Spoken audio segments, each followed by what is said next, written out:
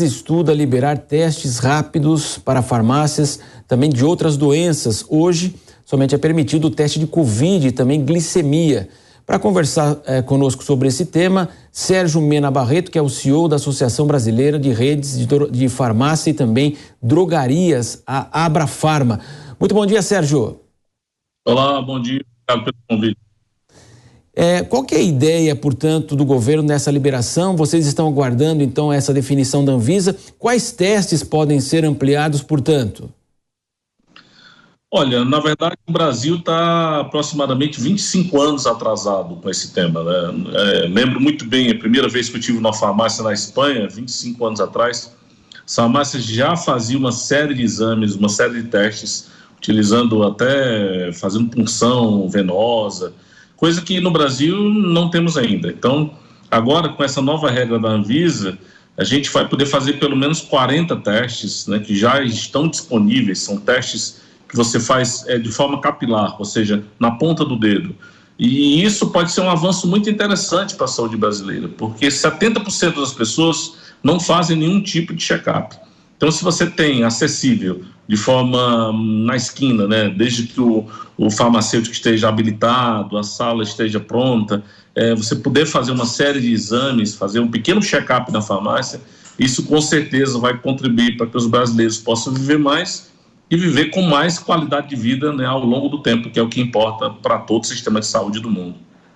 Sérgio, agora a pergunta do nosso comentarista Cristiano Vilela. Sérgio, um bom dia, satisfação falar com você. Você entende que essa mudança por parte da Anvisa, ela é fruto de uma mudança cultural que tivemos a partir do episódio da Covid, onde as pessoas passaram a adquirir essa cultura de fazer testes rápidos, ou você entende que é um processo mais anterior a isso e que vai agora culminar com a liberação de cerca de 40 testes? Olha, a Covid ajudou muito, digamos assim, né?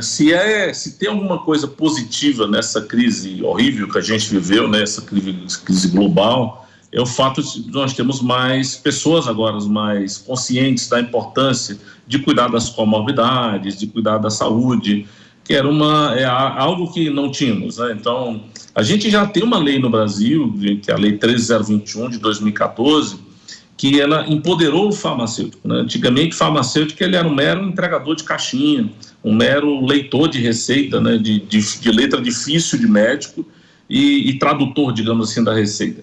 E a partir dessa lei de 2014, a gente começou a montar nas farmácias uma série de lojas, uma série de salas de serviços e oferecer uma série de serviços para a população.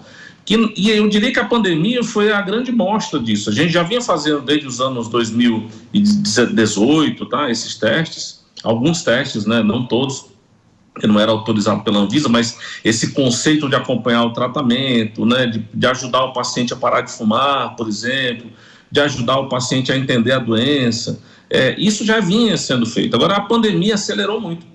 Nós fizemos durante a pandemia, só para vocês terem uma ideia, mais de 20 milhões de testes rápidos. A farmácia foi o primeiro lugar que as pessoas iam na pandemia, né, quando tinham sintomas, para saber o que estava. Eu costumo dizer que a gente é como se a gente estivesse na praia com um binóculo vendo o tsunami chegar. A gente começava a ver que tinha uma nova onda porque as pessoas acorriam para as farmácias e iam fazer o teste. E a gente fez um estudo, inclusive, só para concluir, que a gente fez um estudo com 3 milhões de testes realizados e 10% das pessoas estavam grávidas o suficiente para terem sido encaminhadas para o hospital. Então, o fato de a farmácia estar ativa nesse processo pode ter salvo no Brasil pelo menos 2 milhões de vidas.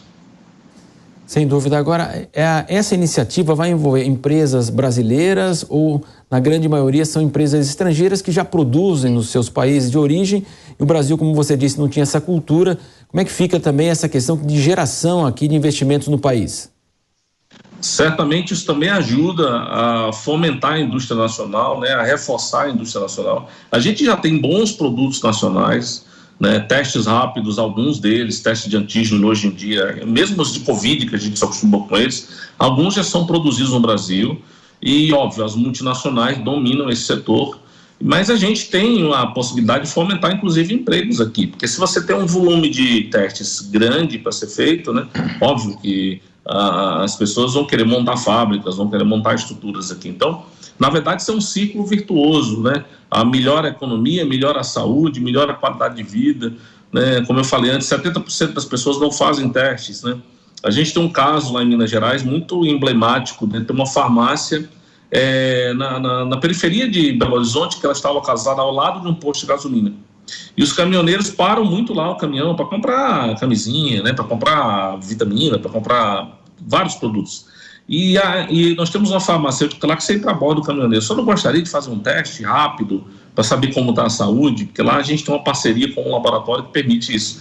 E ela tem identificado muitos caminhoneiros HIV positivos, muitos caminhoneiros com sífilis, que ela inclusive encaminha para a UBS, que está localizada ao lado da farmácia, né? Ou seja, dificilmente o caminhoneiro desse iria parar o caminhão ao lado de um UBS para fazer um teste como esse. Então, na verdade, essa acessibilidade permite salvar vidas, permite proteger as pessoas, né? E isso é uma coisa que não tem preço. Cristiano Vilela. Sérgio, com relação aos profissionais que vão fazer esse tipo de exame, será necessário algum tipo de treinamento? Esses exames estarão restritos aos profissionais de enfermagem ou terá exames que poderão ser aplicados por outros funcionários das farmácias? Como seria a regulamentação desse ponto? Cristiano, já existe uma regulamentação, na verdade, o exame é feito especificamente pelo farmacêutico, né? Em alguns locais pode ser que seja utilizado o enfermeiro, que também é habilitado para isso, mas em princípio o próprio Conselho Federal de Farmácias já habilitou, já fez uma série de resoluções que possibilita ao farmacêutico cumprir esse tipo de papel. A gente mesmo na Abrafarma, a gente já emitiu mais de 20 mil certificados, né, para farmacêuticos da Abrafarma. A gente está num programa de qualificação enorme, desde que a lei foi aprovada em 2014, a gente está numa qualificação dos profissionais. Por exemplo, após a lei foi permitido vacina em farmácia, agora vai ser permitido o teste.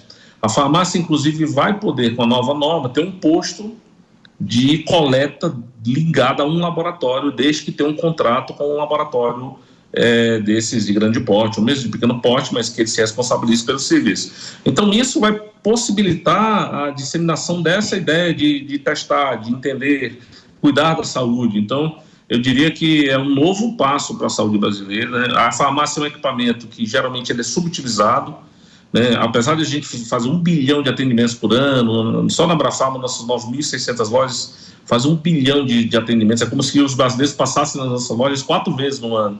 Mesmo assim, nessa área de serviço, a gente ainda faz muito pouco, 30 milhões de serviços por ano. Eu acho que a gente podia oferecer muito mais para a população e essa é uma das oportunidades com esse novo teste. Sérgio Mena Barreto, que é o CEO da Abrafarma, conversou conosco aqui na Jovem Pan. Muito obrigado pela sua participação aqui, Sérgio. Muito obrigado, sempre à disposição da Jovem Pan, sempre que for necessário. Muito obrigado.